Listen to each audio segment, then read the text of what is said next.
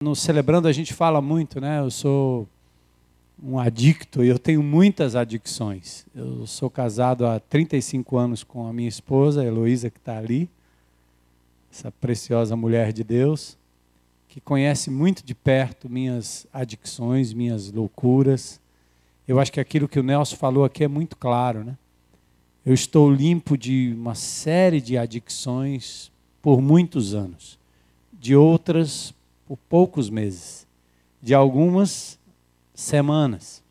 E outras, eu posso dizer, estou limpo só por hoje.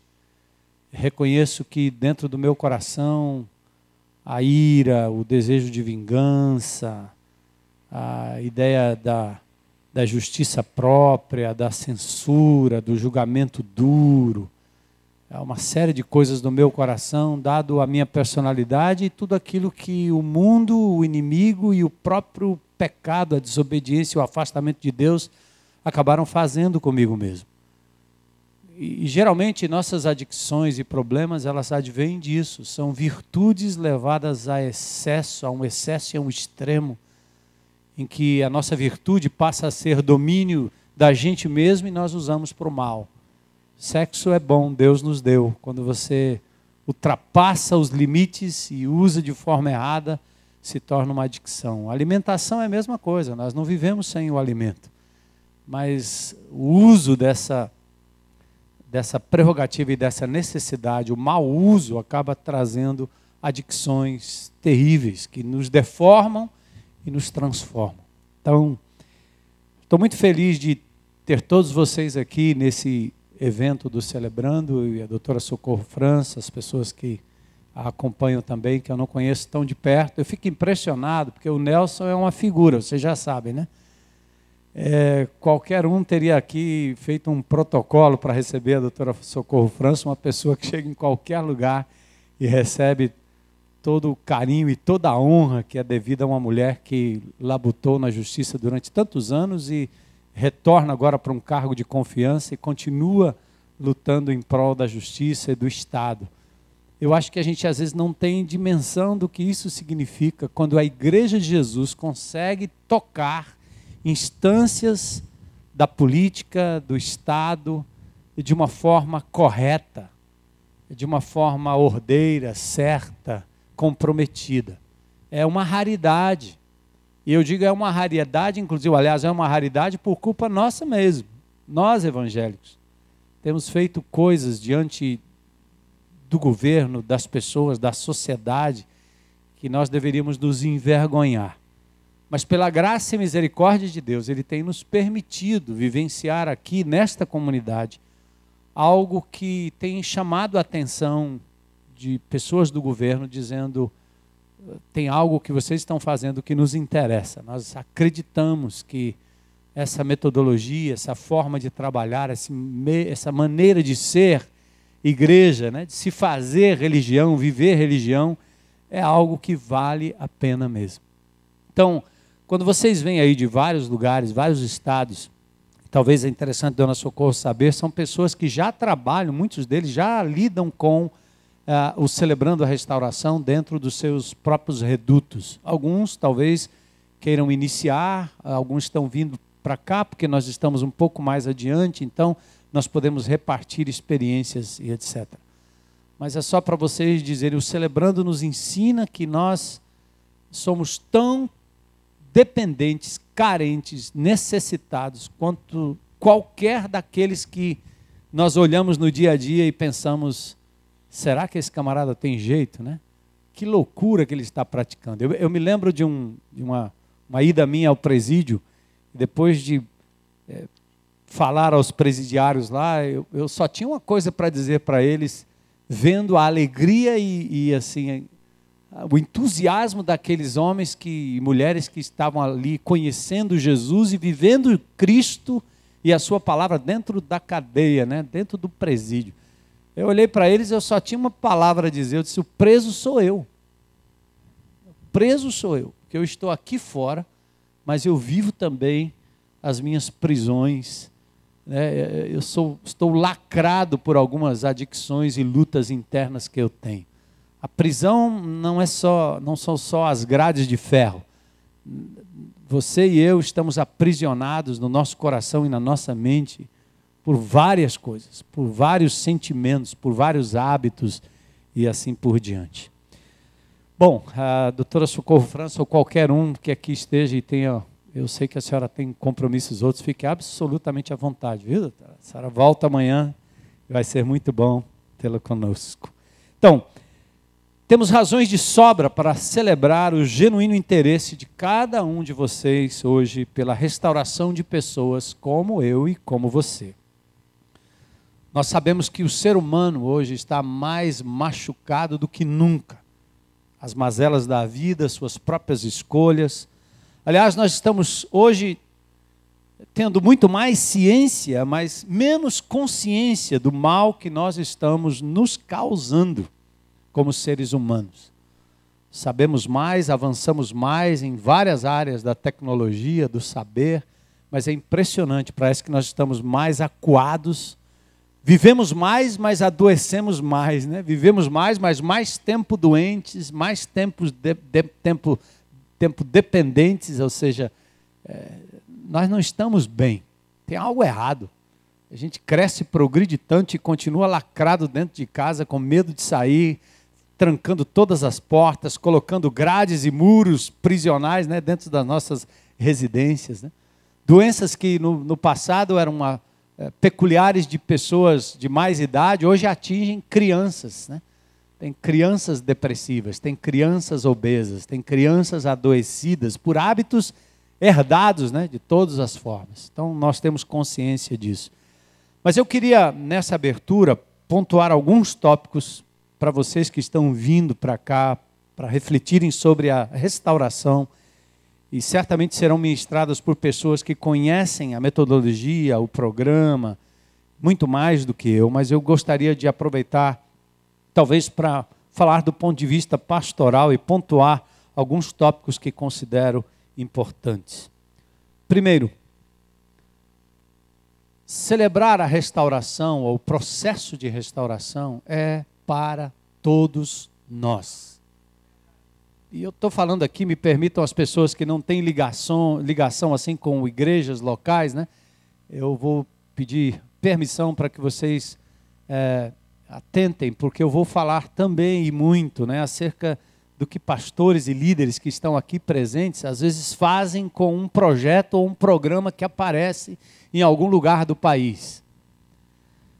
Ao proporcionarmos um momento de conferência, nós queremos nos colocar como agentes e pacientes deste maravilhoso processo de restauração.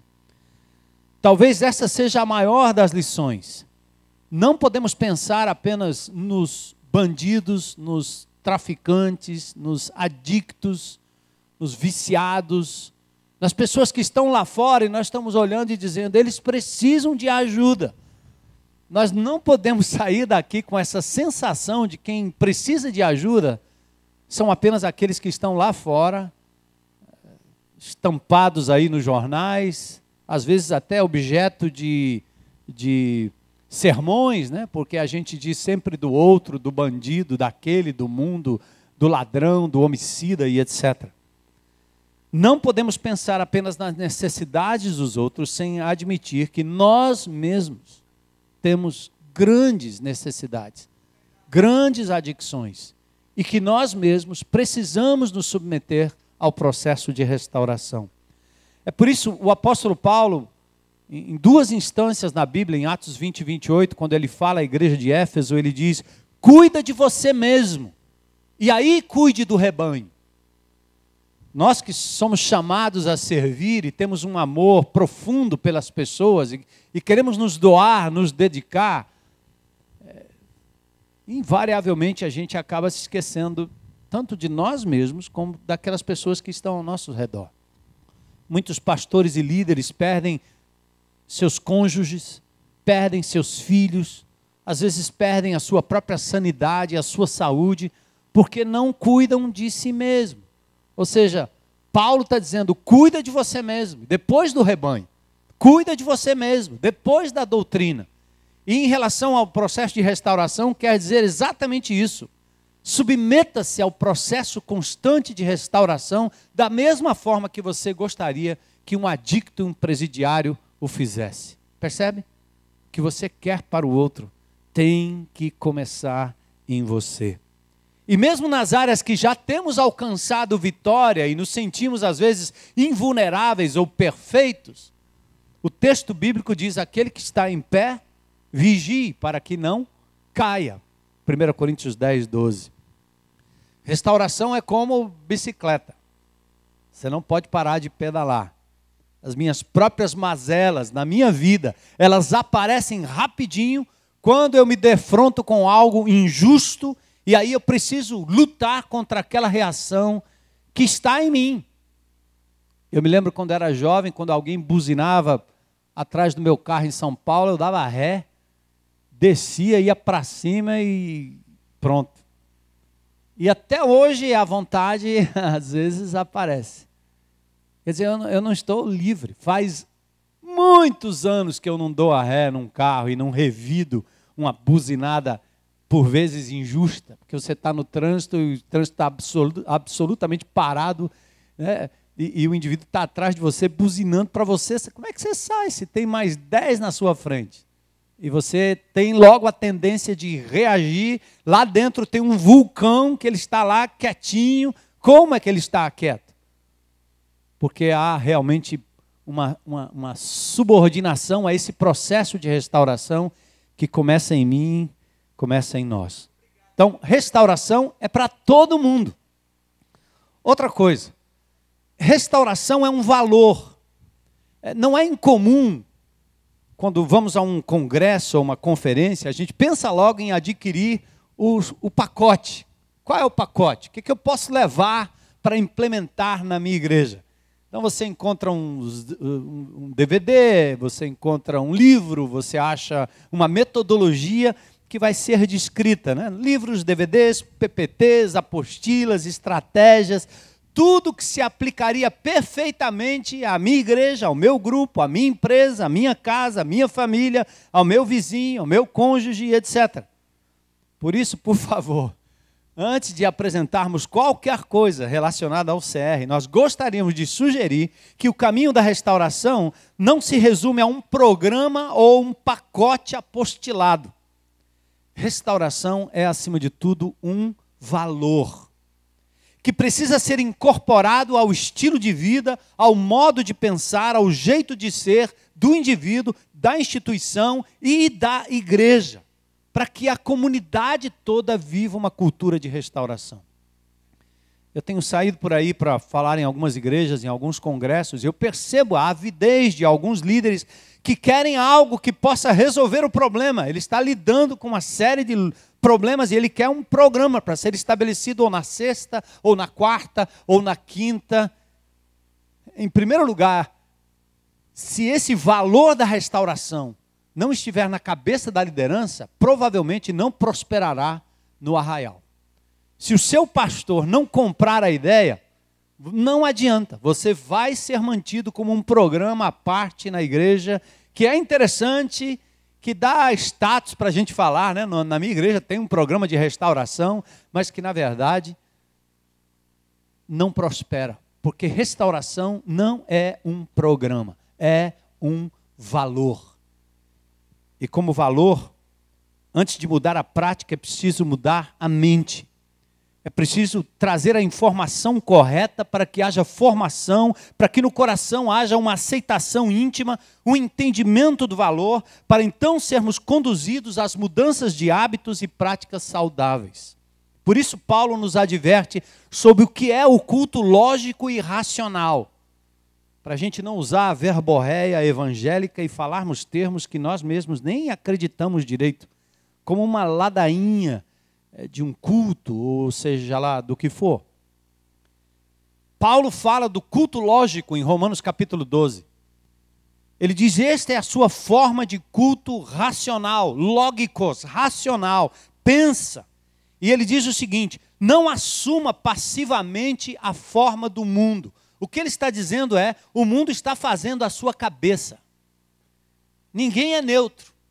A televisão, a novela, os programas, a mídia, a internet, tudo, em todo tempo está fazendo a cabeça de alguém. Então você não muda hábitos só por dizer para a direita e não para a esquerda. É preciso uma mudança da mente, do coração, do entendimento. E Paulo então diz, não assuma passivamente a forma do mundo, mas se deixe transformar primeiro pela renovação da sua mente, do seu entendimento. Pois é só assim que vamos experimentar a boa, agradável e perfeita vontade de Deus. Tudo começa com o convencimento da mente das pessoas. Para que essas pessoas entendam no coração, aceitem e decidam, aí sim, experimentar a mudança de hábito que pode vir e vem de Deus. Então, por favor, eu digo sempre, essa coisa da restauração na nossa igreja não é um programa de sexta-feira, da quarta-feira, da quinta-feira. É um programa que permeia toda a nossa comunidade. A liderança, naturalmente, por isso que nós temos o costume, quando vamos à frente, alguém vai se apresentar. Oi, meu nome é Zé. É só para lembrar. Eu sou só o Zé, em processo de restauração. Oi, meu nome é Maria. Não temos títulos, não temos insígnias outras, porque nós somos pessoas comuns em processo de restauração. Abrir a vida, contar os seus dramas, falar dos seus traumas, falar das minhas limitações, das limitações da minha esposa, na minha casa, tem que ser algo natural, dentro da comunidade como um todo, em todos os pontos, em todos os cantos. E não apenas um programa desenvolvido num pacotinho, na sexta-feira, para os desvalidos e desgraçados que vão chegar aqui de um outro lugar, de um outro planeta chamado Terra. Enquanto nós estamos aqui pendurados na nuvem celestial, cuidando de almas e não encarnando na vida real. Por isso precisa ser um valor. E como um valor, antes de se tornar programa, precisa passar pela mente e o coração da sua liderança. Se você é líder, tem que passar por você, dos seus líderes imediatos e de toda a comunidade. Aí sim, o programa encontrará um terreno fértil. Aí sim, o desdobramento do programa acontece naturalmente, porque as pessoas, onde quer que elas estejam, vão falar da restauração como um valor. E daí o programa entra no presídio, entra na delegacia, entra na empresa, entra em vários lugares. Não como programa, mas como alguém que levou, acima de tudo, um valor que vive e que deseja para o bem do outro. Outra coisa importante. Primeiro, celebração, né? Restauração é para todos. Segundo, é um valor, não um programa. Terceiro, é uma credencial. A restauração é uma credencial. Em que sentido? Nossa profunda convicção de que todos precisamos de restauração é exatamente a credencial que nos habilita a nos aproximar de outros, assim como estender a mão para trazê-los para o caminho da restauração. Uma ilustração que os crentes entendem rapidinho é exatamente a parábola do samaritano. Aquele pobre judeu que recebeu a visita de um bandido, de um salteador que tirou tudo que ele tinha, bateu nele e o deixou à beira do caminho semi-morto. E ele está lá jogado na calçada, como estão nossas crianças, nossos velhos, nossas famílias. É assim que a nossa sociedade está. Pessoas à beira do caminho, semi-mortas. E o que acontece? Primeiro passa o levita, depois passa o sacerdote. E Jesus descreve essa parábola falando exatamente dos líderes religiosos que vinham de uma obrigação religiosa no templo, e esses indivíduos, ao perceberem alguém ali na beira do caminho, passam ao largo. Porque eles foram treinados para simplesmente jogar o jogo da religião, falar dos rituais, mas não tocar na ferida do outro. E de repente Jesus traz naquela parábola um elemento absolutamente estranho aos judeus, e não só estranho, mas objeto de repúdio, porque os judeus detestavam os samaritanos, porque os samaritanos eram uma espécie de povo misturado. É o escanteado, é o nordestino, né? O nordestino para o sulista, é o negro, é o pobre, samaritano não. E exatamente o samaritano, que ao ver aquele homem na beira do caminho, cuida dele, dá atenção a ele, envia-o para um lugar seguro, paga o preço para que ele seja cuidado até o final do processo e reintegrado à sua sanidade, não só física, mas emocional, social. O que essa parábola nos ensina? Na linguagem bíblica, nunca seremos canais da graça na vida de outros, se não compreendemos que nós dependemos dela e recebemos dela todo dia. O samaritano era alguém que sabia o que era ser discriminado, sabia o que era ser, de verdade, colocado ao largo da sociedade. Ele sabia, talvez, o que era ser restaurado, ou estar num processo de restauração, lidando com tudo aquilo que ele sofria. Então, quem sofre, entende o sofrimento humano, é capaz de socorrer o outro que sofre. Quem entende a graça e a sua própria pecaminosidade, é capaz de compreender a pecaminosidade do outro, com olhos divinos. Eu recebo o amor de Deus, passo o amor de Deus. Eu recebo a misericórdia divina, eu repasso a misericórdia. Jesus disse no Sermão do Monte: bem-aventurados os misericordiosos, porque eles alcançarão misericórdia. Reverta isso, ou inverta no sentido que dá certo, mesma coisa. A ordem aí dos fatores não altera o produto. Quem recebe misericórdia, esse tem obrigação de ser misericordioso. Quem entende e enxerga a misericórdia, esse olha com misericórdia para o outro.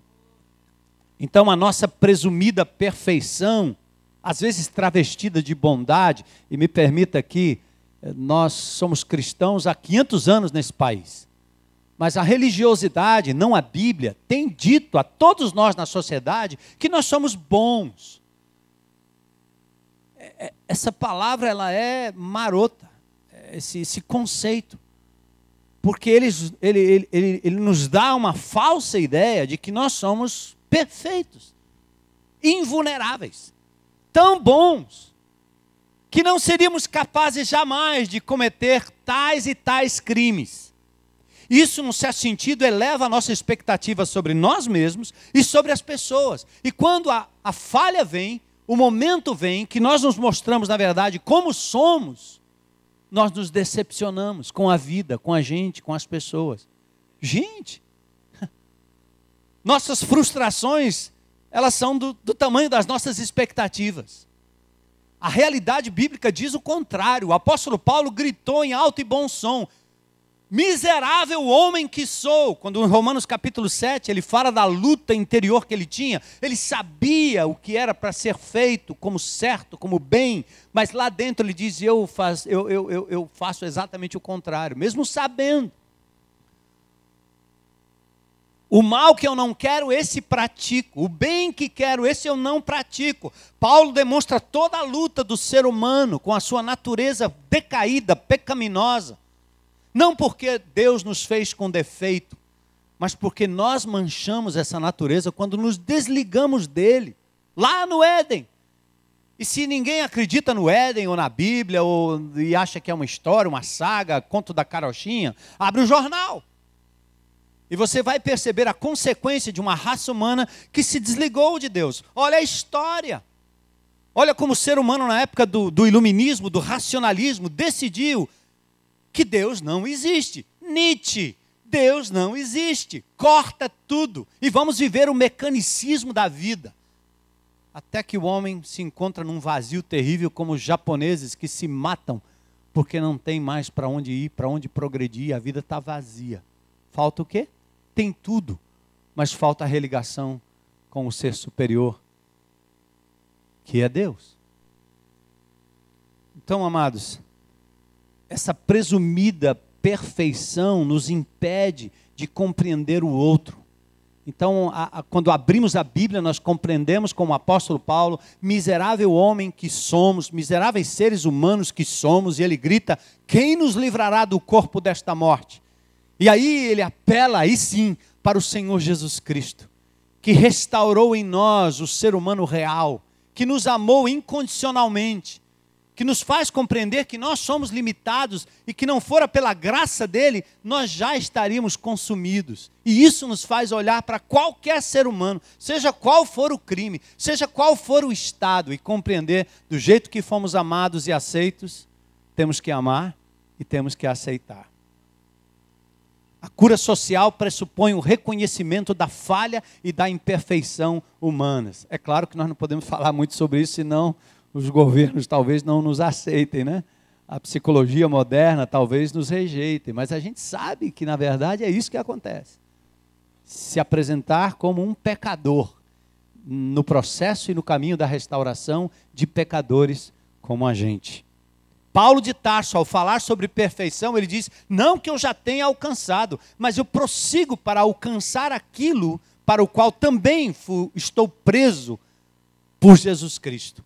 Quanto a mim, não julgo que haja alcançado, mas uma coisa faço, ele diz, esquecendo-me das coisas que para trás ficam e avançando para as que estão diante de mim, prossigo para o alvo, pelo prêmio da soberana vocação de Deus em Cristo Jesus. Pode ser, aqui nesta igreja é proibida a entrada de pessoas perfeitas. Na sua igreja tem que ser assim, na sua comunidade da mesma forma. E se você se acha perfeito, já estragou tudo. Outro ponto importante que quero enfatizar. E aqui é final, né? A consideração. Para todos, a restauração é para todos, a restauração é um valor, a restauração é uma credencial, a gente está no caminho sendo restaurado, isso nos credencia para acudir a qualquer pessoa em qualquer estado. Falando um pouquinho da restauração e o ser humano, o que nos faz pensar que nós podemos ajudar alguém? Eu estava pensando nisso aqui, eu digo, que pretensiosidade. Acho que qualquer pessoa olharia para nós e diz, quem são vocês? Como é que vocês acham que vocês podem ajudar um ser humano? Como é? Vocês têm a fórmula? O que é isso? Eu estava meditando nisso e talvez essa parte aqui é só fruto de meditação. Estou pensando alto, tá certo? O que nos faz pensar que podemos ajudar um ser humano machucado? Aliamos-nos aos milhares de estudiosos do corpo humano, do comportamento humano, a estes que humildemente reconhecem não só a fragilidade do ser humano, como a maravilhosa complexidade desta criatura que anda sobre a terra com o seu corpo e com o seu princípio ativo de vida, que nós chamamos alma. O salmista declarou assim, eu te louvarei, porque de um modo assombroso, maravilhoso, tremendo, maravilhoso, o Senhor me fez. Maravilhosas são as tuas obras e a minha alma o sabe muito bem. O salmista olhava para si mesmo, para suas funções e dizia, gente, que coisa maravilhosa, frágil, mas maravilhosa, complexa. O salmista dizia, os meus ossos não te foram encobertos quando no oculto fui feito e entretecido nas profundezas da terra. Os teus olhos viram meu corpo ainda informe. A revista Época, em 2012, março, publicou uma entrevista com um oncologista, Siddhartha Mukherjee, professor assistente de medicina da Universidade de Colômbia, nos Estados Unidos. Ele investiu 6 anos e meio produzindo um livro monumental chamado O Imperador de Todos os Males. E ele diz, uma biografia do câncer. Na entrevista perguntaram a ele, o senhor menciona no livro uma frase do pensador Voltaire. E olha a frase do pensador. Os médicos são homens que prescrevem remédios sobre os quais eles pouco conhecem.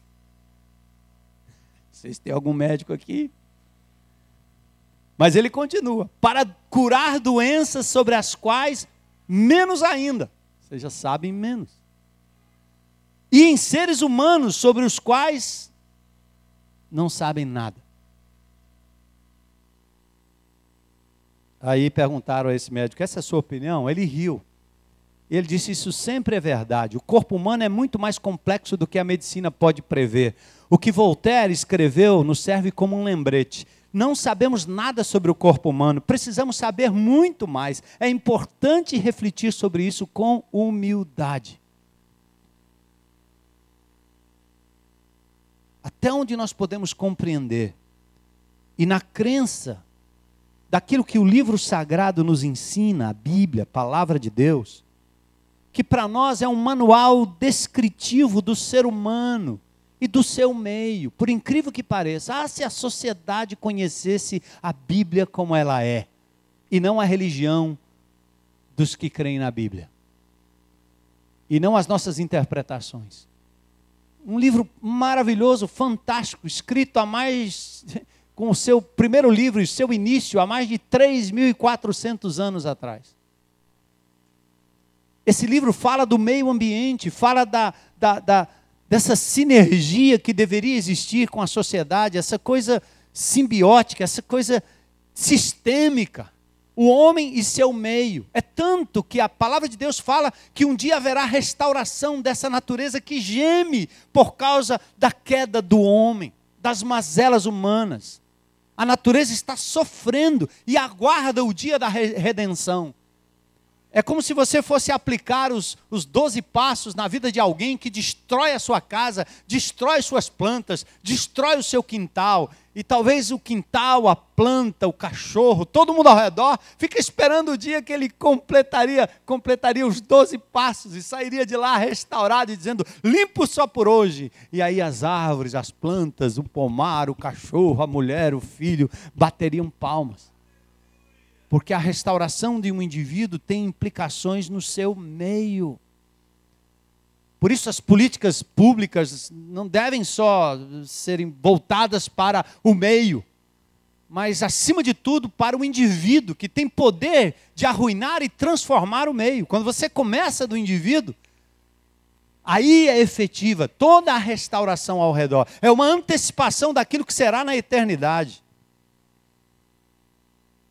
Até onde podemos compreender, esse livro sagrado é um manual descritivo do ser humano e seu meio, e dos princípios que deveriam reger a sua sanidade, como pontuou o apóstolo Paulo. Olha o que Paulo diz, lá em 1 Tessalonicenses capítulo 5, que o mesmo Deus de paz vos santifique em tudo, o ser integral, e ele diz, e o vosso espírito, alma e corpo sejam plenamente conservados irrepreensíveis para a vinda do nosso Senhor Jesus Cristo. Espírito, corpo, alma e espírito. O apóstolo Paulo fala disso. E eu quero fazer essa consideração aqui para vocês. Como é que nós olhamos o ser humano? Nós não estamos aqui falando como médico. Eu não sou médico, não sou psicólogo, não sou nada disso.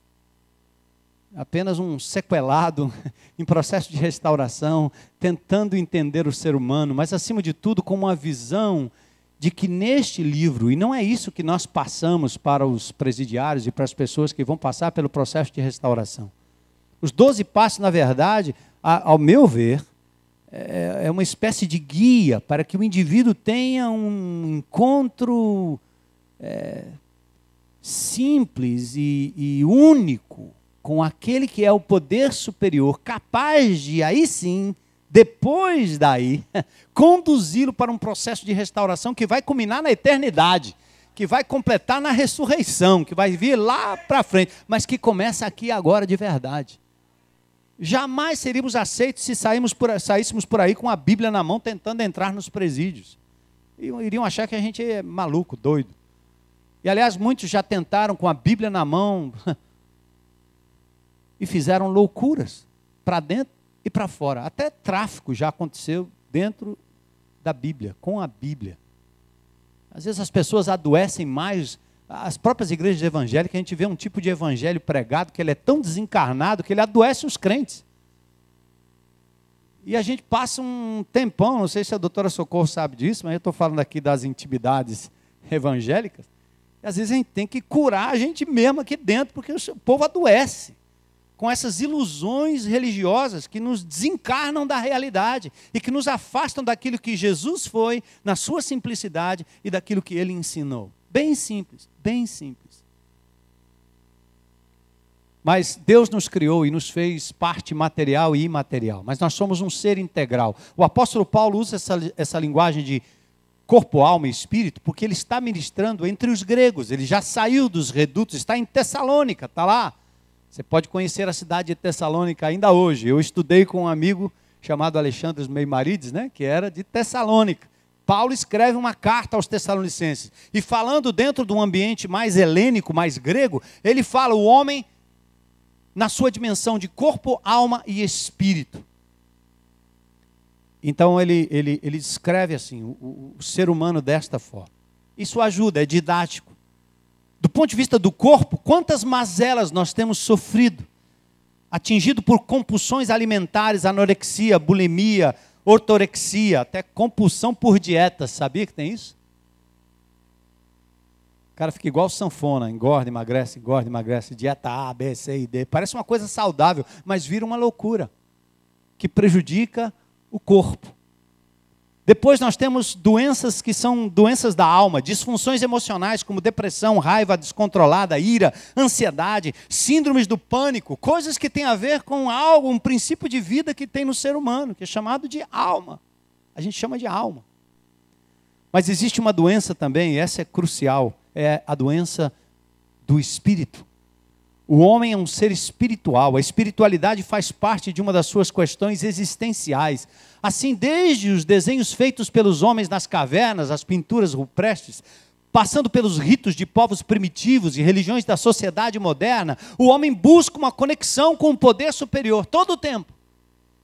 Os novelistas negam Jesus, negam a palavra de Deus, mas eles continuam promovendo a conexão com seres espirituais, sejam eles de quais origens venham, né? Eu estive recentemente lá na Ásia, você entra num templo budista e as pessoas olham aquilo ali como um patrimônio público, um negócio bonito. Você não vê os caras lá com essa fissura religiosa toda e toda essa adoração, essa ligação com o Buda, que foi uma pessoa que disse coisas maravilhosas. Mas vem para o Brasil com uma aura de solução definitiva para todos os problemas da humanidade.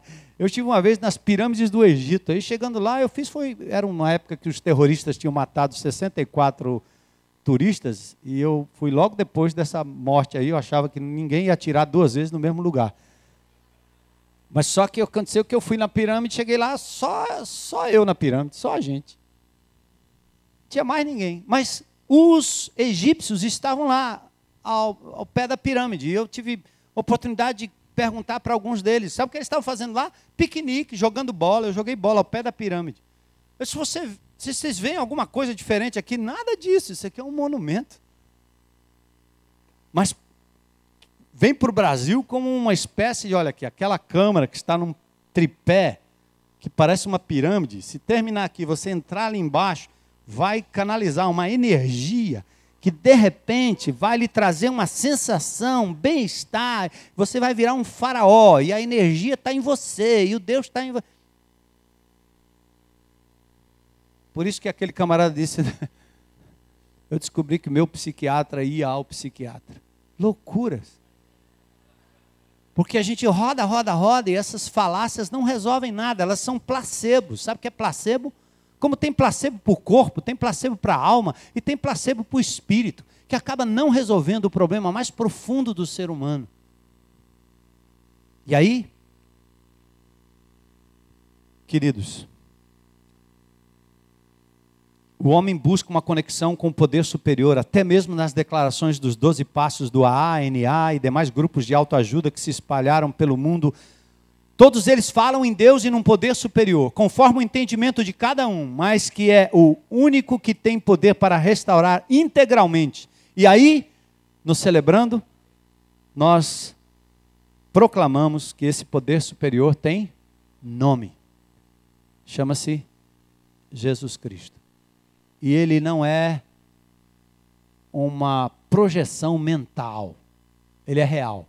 Ele tocou a história, dividiu a história. Ano da graça do nosso Senhor Jesus Cristo. Ele deixou coisas maravilhosas, fantásticas, ensinamentos poderosos. Ou aquele homem era um lunático, ou ele é Deus e nós temos que nos curvar a ele.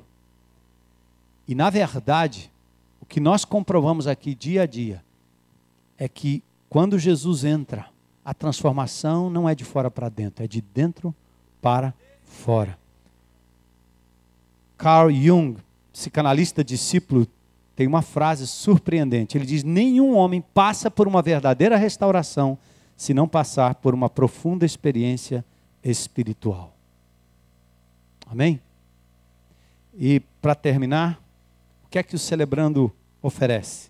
Primeiro, limites saudáveis. Vou só ler. Uma das maiores fontes de miséria humana é a busca desenfreada e egoísta da felicidade, sem o reconhecimento de limites. Não censure o indivíduo que está tomando cachaça no bar da esquina. Eu já estive lá. Eles vão atrás de um momento de livramento, de consolo, de cuidado. Eles estão atrás de alguma coisa. E infelizmente, como um pai que vê uma criança se alimentando do próprio pipi, Deus olha e diz: eu tenho um banquete para você, você está tomando cachaça. A tristeza de Deus não é com a cachaça, é a frustração de saber que o ser humano opta por algo tão inferior àquilo que ele tem para oferecer. Entende isso? É mais ou menos o que o salmista diz no Salmo 37,4. Deleita-te no Senhor, tenha o seu prazer nele, e ele vai conceder o que deseja o teu coração. Até a alegria de ter no vinho, seja lá no que for, o seu momento de prazer, de confraternização, até isso. Só que o homem transforma o vinho, a bebida, o álcool, seja o que for, no seu fim último. E vai tentar buscar ali, naquele lugar, como na droga. Quando eu vejo um menino como baseado, e hoje no crack, gente, esses meninos estão atrás de significado. Estão atrás de amor. E o traficante dá. É passageiro, mas ele dá. O diabo disse para Jesus: tudo isso te darei se prostrado me adorares. Você quer? Eu te dou. Mas eu também tiro a tua vida, a tua paz, te levo para o buraco. Jesus não faz isso. Por isso que nós temos que devolver o homem, fazer com que o homem retorne e busque o seu prazer em Deus. E ache motivação pura nele. Então, o Celebrando tem limites saudáveis. Uma das maiores fontes da miséria humana é a busca desenfreada e egoísta de felicidade sem limites. Viveremos a verdadeira liberdade, a paz na medida exata que nos submetermos aos limites demarcados pela vontade de Deus. Esta inclui o respeito a limites pessoais, domínio próprio e interpessoais. Na força do poder superior, nós podemos sim. Outra coisa que o Celebrando oferece é espaço seguro. Para pessoas machucadas ou amarradas, o amor prático é mais eficiente quando oferecemos a ela um espaço seguro, onde não só podem estar sem medo, mas o mais importante ainda, podem abrir suas feridas sem recriminação e sem o risco de serem expostos. Se o desvalido, machucado pela vida, promíscuo, não tiver um ambiente perto de você, na sua casa, no seu grupo pequeno e na sua igreja, para abrir o coração e não receber uma biblada na cabeça, tem algo errado. Vou te contar um segredo. Jesus atraía publicanos e pecadores, mas ele rechaçava os religiosos. Incrível, né? Se a igreja quer ser como Jesus, tem que atrair bandido. É por isso que nós saímos lá da aldeota, lá do nosso conforto, e viemos para cá, para o Ancuri. Pense num lugarzinho brabo.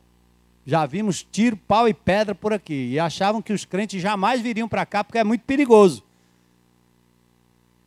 Sabe o que era perigoso mesmo? O egoísmo daqueles que pensam que cristianismo pode ser vivido só lá no palácio e não em prol daqueles que estão necessitados. Quando você vem para um ambiente desse, o ambiente vai sendo mudado naturalmente. O seu Ives vai atrapalhar a gente, porque diz que vai inventar um Alphaville bem aqui perto. Antes era Alfavela, bem aqui perto. Agora virou um Alphaville. Acho que nós vamos ter que mudar para outro canto, para tentar ver como Deus age através daqueles que se entregam a Ele. Outra coisa, cura relacional. O Celebrando oferece comunhão e acompanhamento. São componentes fundamentais para o crescimento espiritual, pois Deus colocou a graça que precisamos em nossos irmãos. Por isso precisamos construir redes de amizades espirituais que ministram graça e verdade às nossas vidas. Vamos nos expor aos outros. Você me abençoa, eu te abençoo. E a restauração contínua, para terminar. temos uma profunda convicção de que todos nós precisamos de restauração e de que só está qualificado para ajudar o seu próximo aquele que pessoalmente e continuamente está consciente da graça diária que o mantém em pé. Eu só estou aqui pela graça de Jesus. Nunca liberaremos mais graça do que temos consciência de estarmos recebendo. Entende?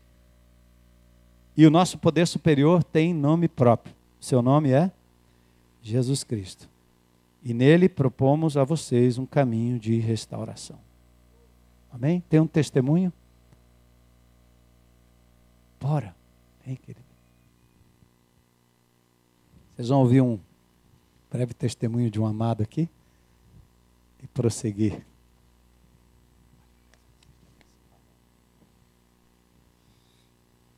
Alô? Bom dia a todos. Me chamo Rodrigo.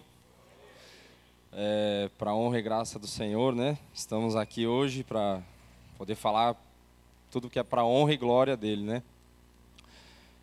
Eu sou natural de Esteio, no Rio Grande do Sul. Morei quase a minha vida toda lá. Morei muitos anos na cidade de Caxias do Sul, na Serra Gaúcha, o qual eu tive uma infância muito feliz. Meu pai trabalhava, ganhava muito bem, nunca deixou nos faltar nada. Tenho mais 3 irmãos, né? Mais 2 homens e uma mulher. A gente sempre foi criado muito rígido, né? Meu pai sempre quis as coisas certas e queria que a gente fizesse faculdade e tal. Mas, pecador, né? Querendo descobrir a vida, eu acabei que com os 11 anos de idade, eu descobri as drogas. Peguei o meu irmão mais velho, né? Fumando um cigarro de maconha no quarto que a gente dormia. Aí chantageei ele, né? Sequelado, mazelado total, depois que eu vim descobrir essas coisas, né? Que eu sou doente, né? Tenho muitas mazelas. Chantageei meu irmão, fazendo ele me dar o cigarro de maconha, porque senão eu ia contar para meus pais, né? Aí ele resistiu, disse, não vou te dar. Eu disse, não, outro não vai me dar, virei as costas e disse, então eu espero o pai chegar, né? Aí ele, não, então tu vai fumar porque tu quer. Aí eu fumei, não senti nada. Eu disse, mas como é que pode, né? Todo mundo fuma e diz que é legal e eu não estou sentindo nada. Fui uma segunda vez, passei mal, fiquei muito mal mesmo. Aí eu acho que ali já era Deus me dizendo, pare, sabe? Pare, você já tem uma experiência que não deu nada e outra ruim, então pare. Aí eu não, teimoso, eu disse, não, vou fumar de novo, só mais uma vez para ver como é que é. Daí fumei a terceira, fiquei legal, né? Aí eu disse, pronto, vou usar. Quero ser malandro, né? Descolado, andar com os caras que são legal.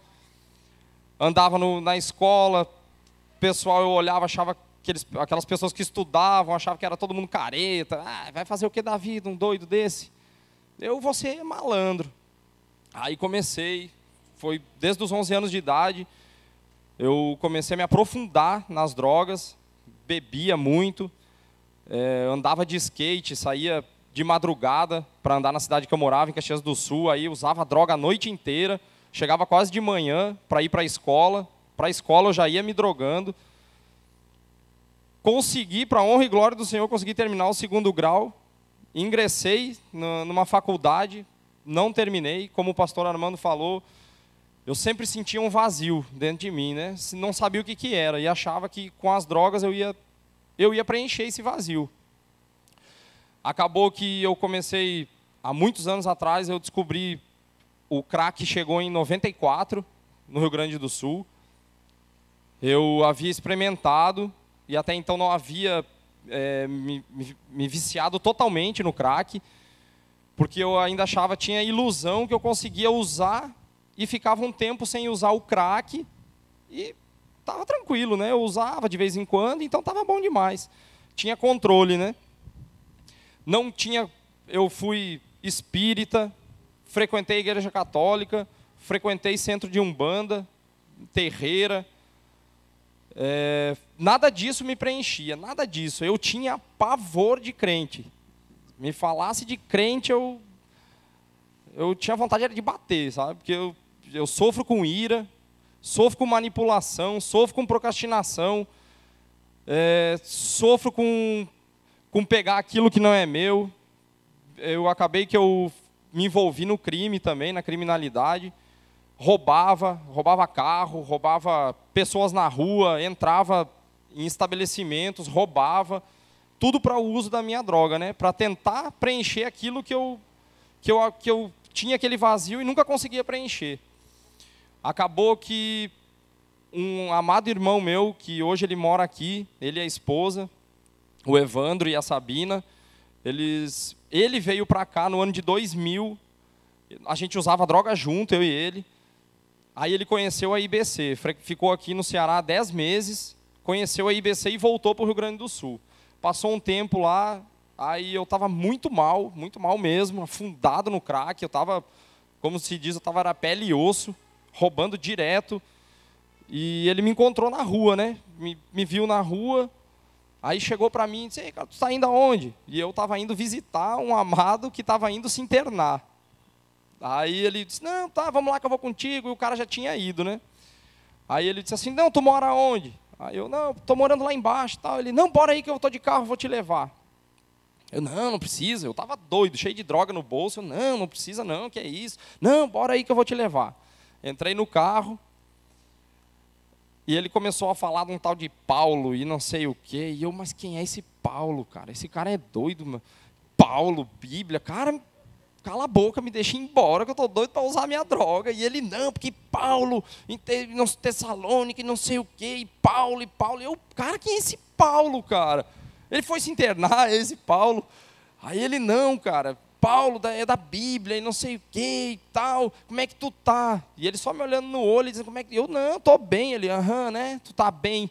Aí nisso veio meu pai, da casa que a gente morava, estava passando, aí ele buzinou, meu pai olhou, triste, acabado, né, porque meu pai tem 57 anos, meu pai e minha mãe, se vocês olharem para eles, vão dizer que eles têm 70 para mais, né, porque por conta do desgaste, né, emocional e físico deles sempre estarem querendo o melhor para o filho, né, e o filho não querendo nem saber, né, só querendo usar droga e satisfazer os desejos da carne. Acabou que esse amado irmão, né, meu pai disse para ele: "Não, fala para esse cabeção aí que não tem mais jeito, tá jogado, não sei o quê." Eu falando para o cara que eu estou bem, ele vem me dizer que eu estou mal, né, cara? Aí ele: "Né? Legal, cara. Então vamos para a igreja e tal." "Que igreja, cara? Não quero saber de igreja, nada." Aí eu: "Pronto, né, cara?" Ele acabou que ele conseguiu, eu estava muito mal, ele conseguiu me levar para um tratamento em Gramado, né, no Rio Grande do Sul. Eu aceitei a Jesus nessa casa, né, nesse centro de reabilitação. Depois de 1 ano e 6 meses nesse centro de reabilitação, eu caí, vim parar no Ceará. Fazem 6 meses e 3 anos que eu estou aqui. Faz 1 dia, 11 meses e 2 anos que eu estou limpo, para a honra e glória do Senhor. Deus me abriu as portas para poder vir trabalhar aqui na IBC, para a honra e glória dele. Me deu a oportunidade de trabalhar junto com o meu padrinho, o qual eu estou sempre nos ouvidos dele, né, quando eu preciso falar e partilhar. E é isso, né? Para a honra e glória do Senhor, eu estou casado, uma serva de Deus, um presente precioso que Deus me deu, a minha esposa, a Anne. E aprendi nos 12 passos também a ter ferramentas para poder ter a minha caminhada, né, com Jesus, aceitando a Jesus, abrindo a minha mente, como o pastor falou.